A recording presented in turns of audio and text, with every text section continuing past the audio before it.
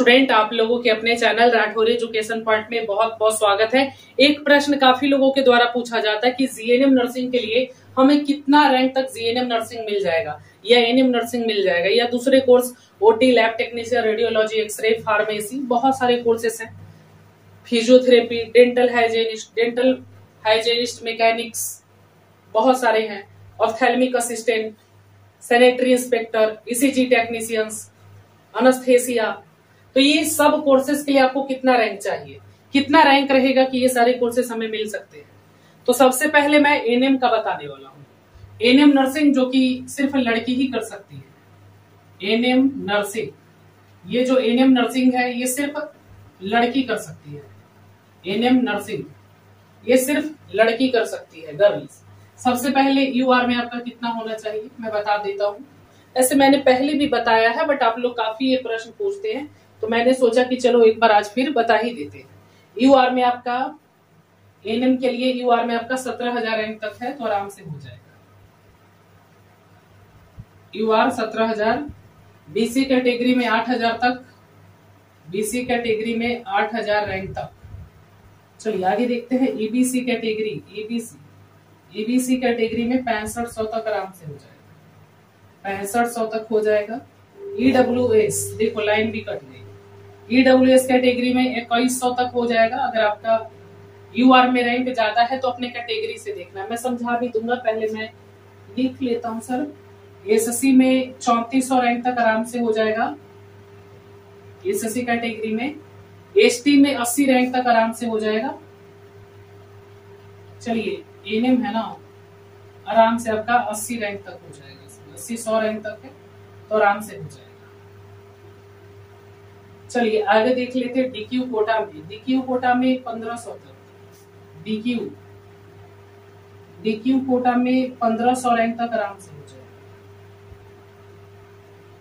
अगर आपका आरसीजी है, आरसीजी दिख रहा है ना सबको, आरसीजी रिजर्वेशन गर्ल है तो 8500 तक। चलिए ठीक है, इसको एक बार मैं समझा देता हूं आपको। चलिए दिख रहा है, सबसे पहले ये डॉट क्लियर कर ले, सारे लोगों को दिख रहा है। चलिए दिख रही है, पीछे तक दिख रहा है सबको, सबको दिख रहा है। चलिए सबसे पहले समझिएगा यहाँ पे कि अगर आप एएनएम नर्सिंग कोर्स करना चाहते हैं तो इसके लिए जो पिछले साल का कट ऑफ अगर मैं देखूं तो ओपन रैंक से दिया गया था। मतलब 2 रैंक होते हैं गर्ल्स का, जो भी लड़की होंगे उनके 2 रैंक होंगे, एक ओपन रैंक होंगे और एक उनका क्या होगा, वुमेन रैंक होंगे। तो ये जो कॉलेज मिला था, पिछले साल की कहानी है, वो ओपन रैंक से मिला था। तो इस बार भी हम लोगों ने जो कट ऑफ बताया है, वो जो रैंक बताया है, वो ओपन रैंक से ही बताया, पर उसके पिछले 2-3 साल वुमेन रैंक से जीएनएम मिला था। ऐसे वुमेन रैंक देने का मतलब समझ में नहीं आता है। जब वुमेन रैंक तुम देते ही हो तो वुमेन रैंक से ऐसे एएनएम और जीएनएम मिलना चाहिए। कहने का मतलब तो यही है कि एएनएम और जीएनएम के लिए वुमेन रैंक देखना चाहिए, बट पिछले साल ऐसा कुछ नहीं हुआ है। पिछले साल क्या किया बिहार बोर्ड ने कि एएनएम नर्सिंग जो है वो ओपन रैंक से दिया है। किससे दिया है? ओपन रैंक से दिया है। ओपन रैंक से दिया, किससे दिया? ओपन रैंक से दिया। जबकि उसके पिछले साल वुमेन रैंक से देता था एएनएम जीएनएम, तो फिर वुमेन रैंक का कोई मतलब नहीं रह जाता है। तो आप अपना ओपन रैंक चेक करिएगा कि अगर आपका 17,000 है तो होने का चांसेस है। अगर इससे बहुत ज्यादा है तो फिर आपको कैटेगरी रैंक देखना है। किसी का हो सकता है कि यूआर में 40,000 रैंक, 40,000 रैंक हो, पर उसका ईबीसी में हो सकता है 5,000 रैंक हो, तो आराम से उसको गवर्नमेंट कॉलेज मिल जाएगा। मतलब इससे ज्यादा नहीं होना चाहिए। बीसी कैटेगरी में 8,000 रैंक तक होना चाहिए, ईबीसी में 6500 रैंक तक होना चाहिए, ईडब्ल्यूएस में 2100 रैंक तक होना चाहिए, उससे ज्यादा नहीं होना चाहिए आपका। एसएससी कैटेगरी में आपका 3400 रैंक तक है तो आराम से मिल जाएगा कॉलेज। एसटी कैटेगरी में 80 रैंक तक है तो हो जाएगा।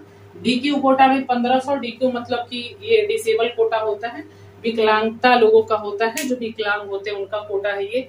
तो जो डीक्यू कोटा से आते हैं उनका 1500 रैंक तक है तो आराम से उनको एएनएम नर्सिंग कोर्स मिल जाएगा।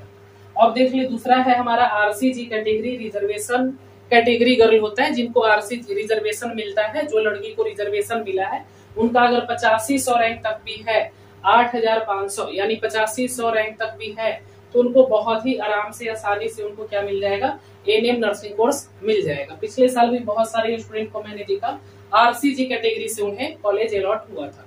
तो अगर आपका भी इस रैंक के अंदर में है तब तो बहुत अच्छा है, आपको कॉलेज मिल जाएगा। बट जिनका इस रैंक से ज्यादा है उनका चांस नहीं है कि मिल पाएगा गवर्नमेंट कॉलेज। तो क्या वो काउंसलिंग छोड़ दे, नहीं करवाए? नहीं, काउंसलिंग आपको करवाना है, बिल्कुल ही करवाना है। भले आपका रैंक थोड़ा सा ज्यादा है, बट आप करवाओगे तभी आपके पास कोई उम्मीद, कोई चांसेस रहेगा कि हाँ मुझे भी मेरिट लिस्ट में मेरा भी नाम आ सकता है। तो आप काउंसलिंग करवाइए, पर इतना रैंक है तो आप श्योर रहिए कि मुझे कहीं ना कहीं फर्स्ट या सेकंड राउंड में कॉलेज मिलेगा। फर्स्ट में नहीं मिलेगा, सेकंड में मिलेगा, पर मिलेगा, इतना जान लो। और जिनका इससे ज्यादा है वो काउंसलिंग तो करवाएंगे, पर उनका कोई चांस नहीं रहेगा कि उन्हें सरकारी कॉलेज मिल पाए, बहुत कम चांस है। अगर आप हमसे करवाते हो तो थोड़ा सा चांसेस रहेगा कि अगर मॉपअप होता है तो उसमें मैं पिछले साल भी काफी लोगों का करवा दिया था, बहुत सारे लोगों का मॉपअप में भी मैंने अप्लाई किया था। अगर होता है तो बहुत अच्छी बात है, अगर नहीं होता है तो फिर आपके पास ऑप्शन नहीं रह जाएगा कि कुछ होगा। सीट खाली रहेगा तो जरूर मॉपअप होगा तो आपको अपडेट भी मिलेगा। तो इतने रैंक आपको चाहिए एएनएम नर्सिंग के लिए। अब चलिए दूसरे कोर्स के लिए देख लेते हैं, जीएनएम नर्सिंग के लिए। उसके बाद मैं अदर कोर्स के लिए भी बताऊंगा।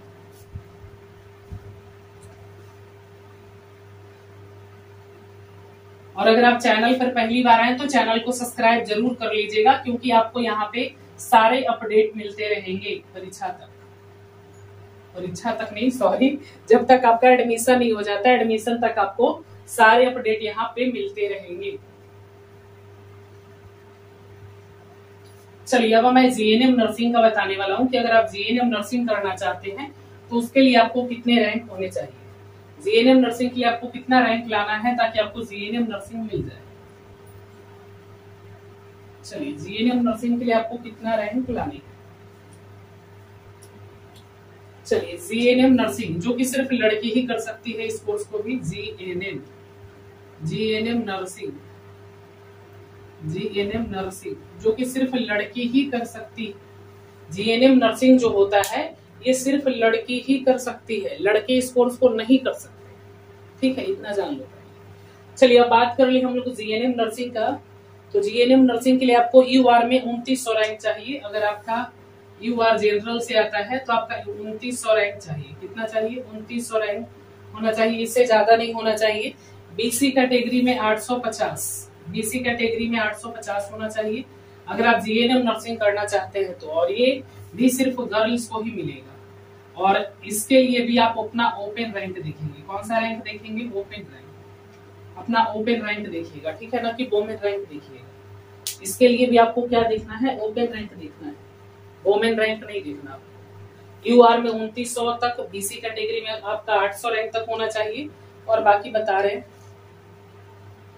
खुल जाओ जल्दी से। मेरा ही मोबाइल है, मेरा ही मोबाइल है, भूल जाता है इतना जल्दी। ईबीसी में 1120 तक, ईबीसी में कहाँ तक हो जाएगा सर? ईबीसी में 1120 तक आराम से हो जाएगा आपका।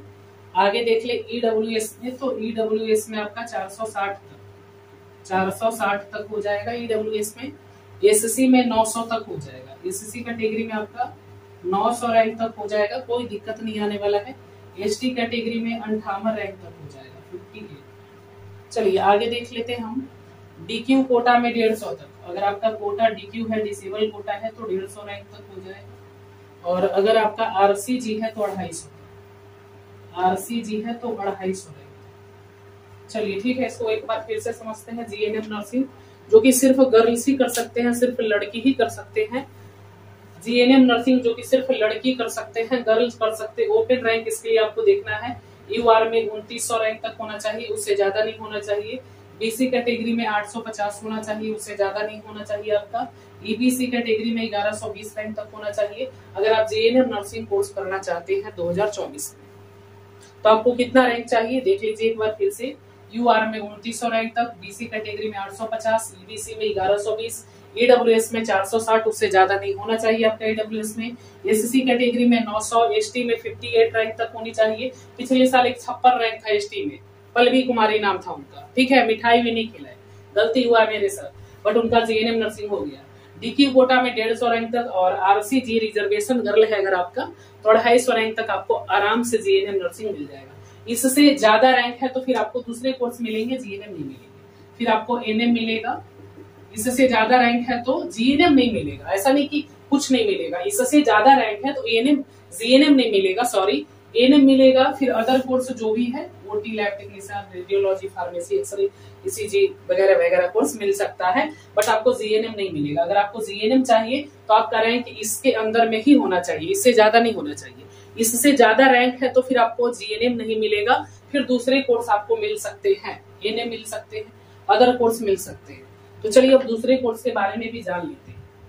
तो चलिए सबसे पहले मैंने आपको बता दिया कि एएनएम और जीएनएम नर्सिंग जो कि सिर्फ लड़की कर सकती है। कौन कर सकते हैं? सिर्फ गर्ल्स, यानी लड़की कर सकती है एएनएम और जीएनएम। बट बहुत सारे ऐसे कोर्स है जो लड़के एवं लड़कियां दोनों कर सकते हैं, जैसे आपका रेडियोलॉजी है, एक्सरे है, फार्मेसी है, लैब टेक्नीशियन है। बहुत सारे ऐसे कोर्सेस हैं जो लड़के एवं लड़कियां दोनों कर सकते हैं। चलिए मैं उन सारे कोर्सेस के बारे में भी आपको बताता हूँ।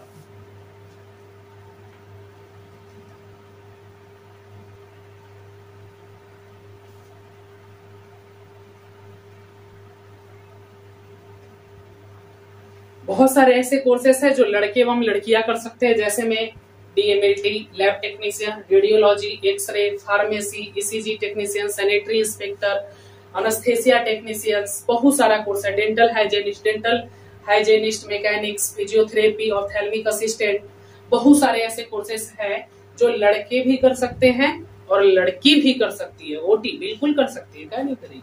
तुम बड़ा ओटी पर ध्यान दे रहे हो भाई। चलो तो ये सारे कोर्स सभी लोग कर सकते हैं। चलिए इसका भी मैं रैंक बता देता हूँ आपको। बॉयज और गर्ल्स दोनों कर सकते हैं। ये जो कोर्स है बॉयज और गर्ल्स दोनों कर सकते हैं, ठीक। बॉयज और गर्ल्स दोनों कर सकते हैं। इंक भी नहीं है डालने के लिए, बताओ भाई, इंक भी मेरे पास नहीं है। मैं इतने गरीबी स्थिति में आ गया हूँ, क्या किया जाए, है ना भाई। और आप लोग बस प्यार करते हैं, वही काफी है। चलिए यूआर में 9000, यूआर में कितना सर? यूआर में 9000 रैंक तक है, तो आपको ये सारे कोर्स मिल सकते हैं जो मैंने बताया। कौन कौन से कोर्स हो सकते हैं तो मैंने फिर से बताया। ओटी हो सकता है, डीएमएलटी हो सकता है, एक्सरे हो सकता है, फार्मेसी हो सकता है, बहुत सारा कोर्स है। फार्मेसी हो सकता है, ईसीजी टेक्नीशियन है, सैनिटरी इंस्पेक्टर है ना, डेंटल हाइजेनिस्ट है, डेंटल मैकेनिस्ट है, डेंटल हाइजेनिस्ट मैकेनिस्ट है, ऑप्थेल्मिक असिस्टेंट है, अनस्थेसिया टेक्नीशियंस है, बहुत सारा और भी कोर्सेस है, ठीक है। तो ये सारे कोर्सेस के लिए आपको कितना रैंक चाहिए जो मैं बता रहा हूँ, आप अच्छे से इसको देख लेना। अगर आपका इतना रैंक है तो आप इन सभी कोर्सेस के लिए जा सकते हो। आपको जो बेस्ट लगे, जो अच्छा लगे, वो कोर्स के लिए आप जा सकते हो, ठीक है। बीसी कैटेगरी में 5000 रैंक तक है तो आराम से आपको मिल जाएगा, चाहे वो लड़का हो चाहे लड़की। बीसी कैटेगरी में 5000 रैंक तक आराम से हो जाएगा। ईबीसी में 4500 तक हो जाएगा। ईबीसी में कितना तक हो जाएगा बाबू? 4500।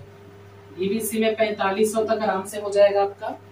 ईडब्ल्यूएस में 1300 तक हो जाएगा। ईडब्ल्यूएस में 1300, ईडब्ल्यूएस में आपका 1300 तक हो जाएगा आराम से।